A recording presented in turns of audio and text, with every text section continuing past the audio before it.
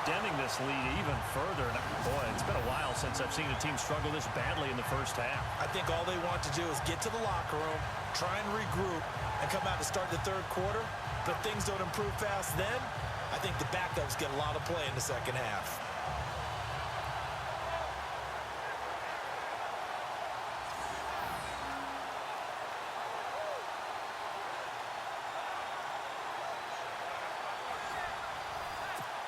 Point after now from Sturgis.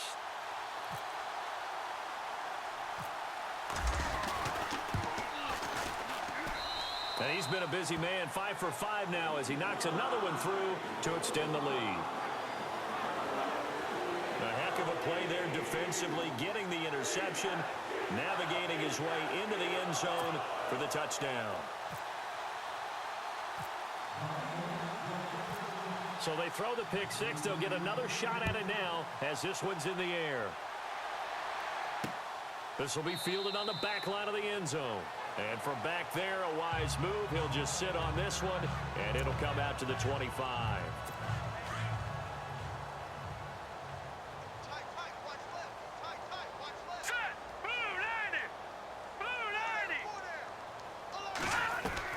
Throwing after the interception.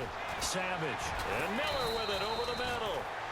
And he's able to get out to the 32. Brought down there. 7 yards, the pickup on the pitch and catch. On second down, here's Savage. And his throw's going to be incomplete. The Pro Bowler DeAndre Hopkins, the intended receiver. And it's 3rd and short. I hate to sound really negative, but at this point, an incomplete pass, almost a moral victory that it's not picked off. Well, you may hate to sound negative, but that was negative. It was very negative, I know, but all these first-half interceptions, it's been tough to watch. Yeah, couldn't find a silver lining in this one. Much more like lead. And finding Fedorowicz.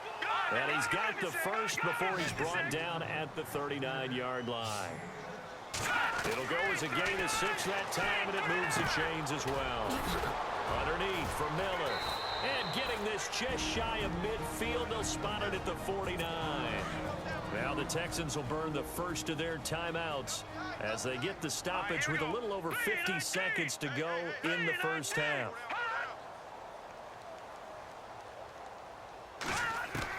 The first down throw coming. Savage. And they are going to set up shop at the 40-yard line. The interception woes, they just continue to mount. He's thrown 5 picks. At this point, you got to be thinking, is it something between the ears? I think a confidence hit does occur once you start getting those numbers up there a little bit. But as you and I both know, it's not always just one guy's fault. Maybe somebody ran the wrong pattern. Maybe some balls were tipped. It could be so many different things. Bottom line, though, it comes back to the guy throwing them. Right after the turnover, they come out throwing. And that means it's a sudden change situation. We used to practice it on defense. Sudden change, get out there, stop the offense. But you typically run out there a little bit unsettled. I think that's why he came right out throwing the football, hoping to catch him off balance. And he did. They'll run it now out of the gun. And he'll be taken down at the 34. 2 yards on the pickup there. It'll be 2nd and 8. Well, if the coaching staff's doing a good job upstairs, they'll file away what they just saw from the defense right there. They sold out to stop that running play. I'd say keep that in mind. They want to try that again. Go play action, hit them over the top. And that's complete to Jeffrey. And he gets this one all the way down inside the 15, just shy of the 10. So we've come to halftime here in, well, who needs a halftime? Am I right? Let's resume play. So both teams have their marching orders, and we'll get going again here in quarter number 3. Paul Turner now to return. And spins away. And not a bad return here. He gets it out to the 25-yard line. Out come the Eagles now as they'll go on offense first here in the 3rd quarter. They had a big first half. Now they have a chance to add to that lead here in the opening possession of the 2nd half. And everyone always asks about halftime adjustments, kind of the key phrase. What did you do at halftime?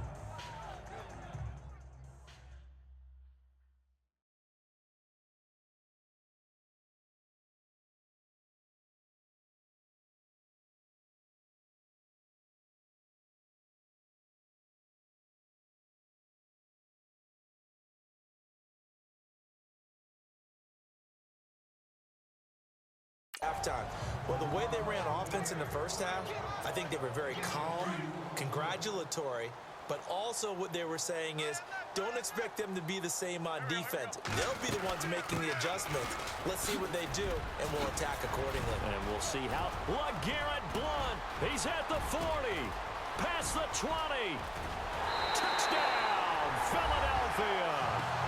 LeGarrette Blount, 73 yards. And the Eagles continue to roll.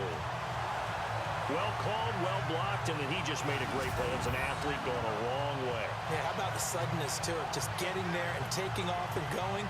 For the defensive guys, plays like that really hurt.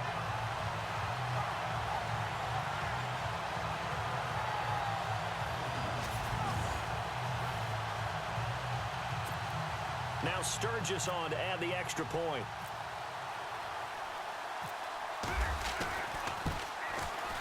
And the lead grows even larger here in the third quarter. That drive started on their own 25. 2 plays, 75 yards later, into the end zone. Sturgis out now to kick this one off. This will be taken to the back of the end zone. And no thought to bring this one out. He'll just go down to a knee, and they'll take over at the 25. Here's the Texans offense now, readying for their first possession of the second half. They trail offense, first time to touch the ball in quarter 3, and we'll see what they can do. And I can't wait to see what they have planned, because some teams script to start a half. Other teams just go, okay, these are the sequence of plays we want to run. These things worked well for us. And sometimes they throw in that big chunk play right away to give themselves some momentum. See what they have up their sleeve. Now the old pass completion for no gain, not something you want to call up out of the playbook too often. Yeah, most offensive coordinators don't have that on their play sheet, so they've got to go back and scramble after this one. But right now, with what they're telling receivers about making sure you take care of the ball in open field, sometimes the fighting for extra yardage doesn't come as a result. That and good tackling can lead to no yards gained. 6 yards is the pickup, and that'll lead to a third down.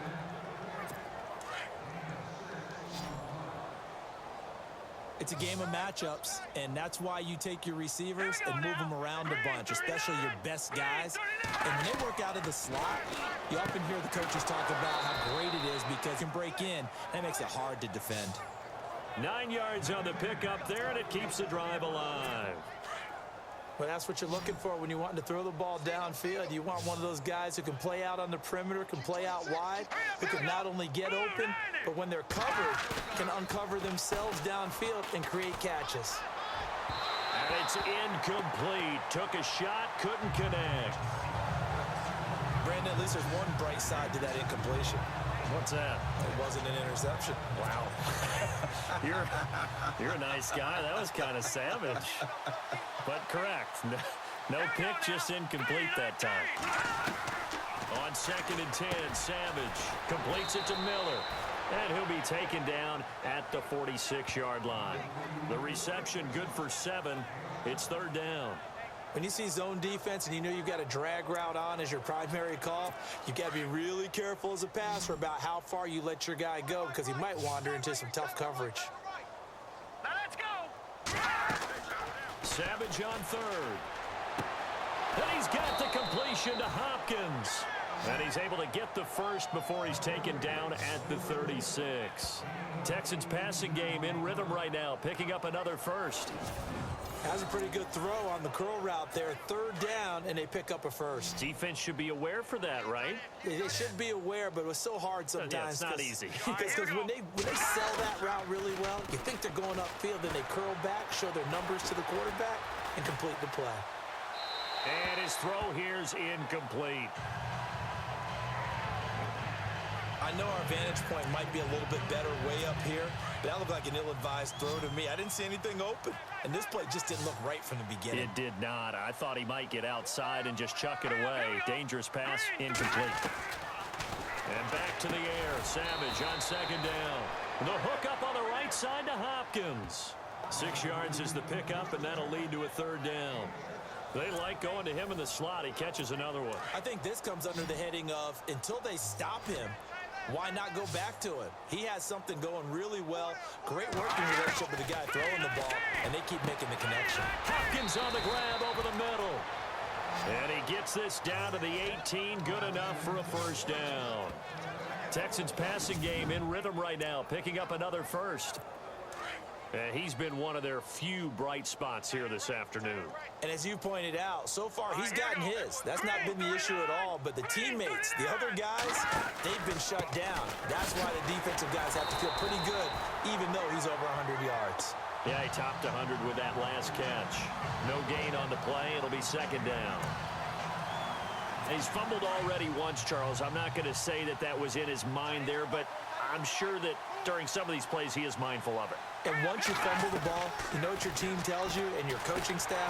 Eagle pressure, too much this time. Down he goes. Brandon, I think you understand the type of afternoon this offensive line is having. It is a long one for them. Long for you to spend it with me. Long for them trying to block those guys. They've given up a whole lot of sacks, and the speed and quickness of that defensive line is eating them alive.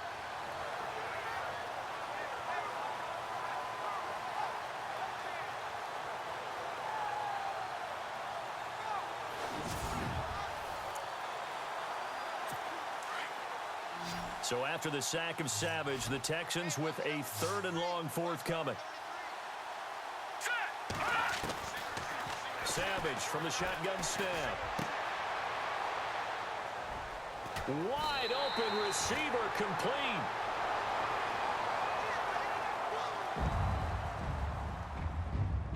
And they'll bring him down at the 13-yard line.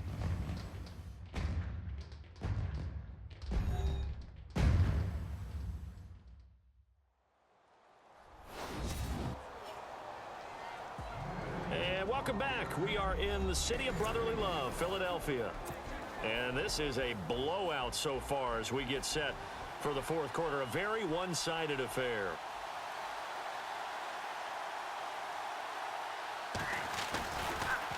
Oh, they get to the football. It's blocked. Well, that field goal block pretty much sums up the day for them, doesn't it? Boy, it really does. What's the word we often use? Symptomatic. It's just been a sign of how this one's gone. Give a lot of credit to the guys who got in and blocked the kick. They've had the advantage all game, and they continue to press it. And he takes a shot on the release as this will be incomplete. Pressure, and that's certainly going to be a key to this game going forward. And that time, they were able to get in there and influence the throw. And remember, quarterbacks got to get rid of it. They don't have the tucker roll that they can fall back on anymore. Sliding out of the pocket. Now he'll let it go deep right side. He's got a man complete. They give him a gain of 37. Still throwing the football here, even with the big lead. Yeah, I know you and I came up in a different era. We think about sportsmanship and all that. Other people think about fantasy points and getting their numbers. That's all they care about right now. They'll run it now out of the gun. He chucks him aside. Dumped him. And brought down, but not before they're inside the 25. 15 more there, and they're on a roll. It's another first down. Yeah, another good run there. He's been such a big part of their success here this afternoon. And that last carry, it puts him over 100 yards now for the day. It's a loss of a yard there, and now second down. Brandon, it's clearly a running situation when you're up in the fourth quarter. They're going to have to stack the box and make it difficult for them to move the ball. Made it very difficult right there. Now they need to repeat that effort. Yeah, bring 7, 8, 9, whatever it's going to take to slow him down. And they do get him down, but he's inside the 5 all the way to the 3. A nice gain of 21 yards. They have the nice cushion. They just want to pour it on right now, still throwing the football. And I know my background says, why do you need to do this? Just go ahead and run out the clock and get a win. But as many people have pointed out